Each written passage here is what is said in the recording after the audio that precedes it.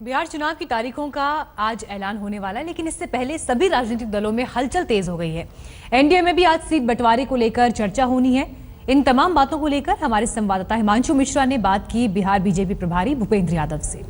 बिहार चुनाव को लेकर सरगर्मियां तेज हो गई हैं। हमारे साथ है बातचीत करने के लिए बीजेपी के महासचिव और बिहार बीजेपी के प्रभारी भूपेंद्र यादव। भूपेंद्र जी, चुनाव की सरगर्मियां बहुत तेज हैं। चुनाव की घोषणा 1-2 दिन के अंदर होगी। अभी तक एनडीए का सीट शेयरिंग फाइनल नहीं हुआ है। दूसरी तरफ महागठबंधन जो है उसकी सीट शेयरिंग फाइनल भी हो गई है और वो सीट बाई सीट चर्चा भी कर रहे हैं। नहीं, वो चर्चा ही कर रहे हैं ना, तो आपकी बातों में दोनों बातें हैं। उनकी संख्या है, सीट शेयरिंग की बात कर रहे हैं। सीट शेयरिंग की बात एनडीए में भी सब लोगों के परस्पर विश्वास के आधार पर चल रही है।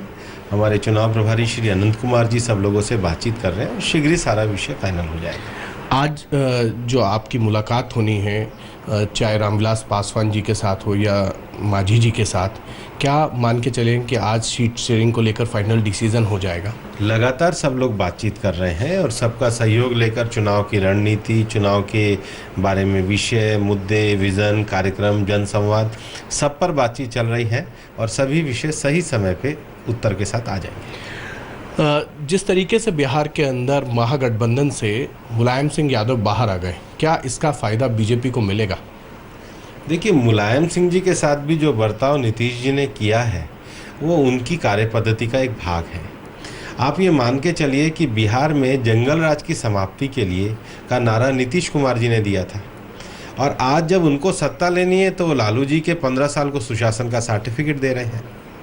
और हम ये मानते हैं कि बिहार को जंगल राज से मुक्ति दिला करके जो विकास और निरंतरता के लिए एक विश्वसनीय शासन की जरूरत थी, उसके साथ भी विश्वासघात करने का काम नीतीश कुमार जी ने किया।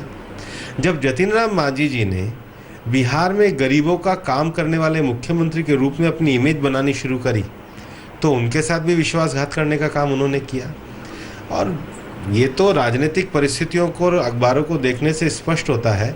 जब उनको लगा मैं अकेला पड़ गया हूँ तो वो बहुत तेज़ी से मुलायम सिंह जी के पास भागे। उन्होंने तो अपने दल का मुलायम सिंह जी में विलय कर दिया था। आज जब सीट की बात आई तो उन्होंने मुलायम सिंह जी से पूछा भी नहीं।